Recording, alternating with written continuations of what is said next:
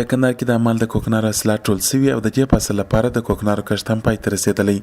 د کندهار ولایت اوسېدونکي د اسلامي امارت لخوا د کوکنارو د کښتونو د بندېدو د پرېکړې هرکلی کوي، خو له مسؤلینو غواړي چې په نشه د روږدو کسانو د درملنې لپاره اقدام وکړي او هغه کسان مجازات کړي چې نشه یي توکي پلوري.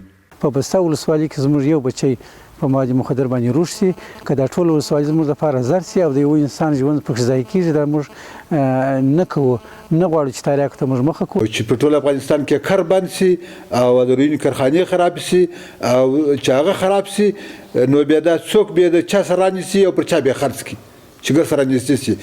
په کندهار کې په زرګونه کسان د عمل په نشه یي توکو اخته دي چې له امله یو شمېر په نور ناروغیو هم اخته سوي دي.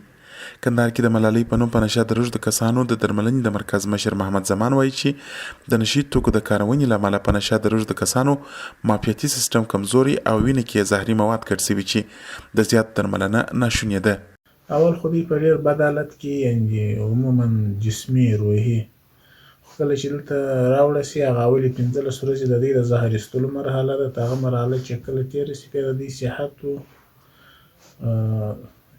جسمن روحاً د بهبودۍ خواته دي. که څه هم د کندهار ښار اوسېدونکي له مسؤلینو څخه په ټولنه کې د نشه یي توکو د کارونې د مخنیوي غوښتنه لري، خو مسؤلین وایي د اسلامي امارت له راتګ راهیسې سلګونه هغه کسان د درملنې په موخه له کندهار ښار څخه ټول سوي چې نشه یي توکي کارول.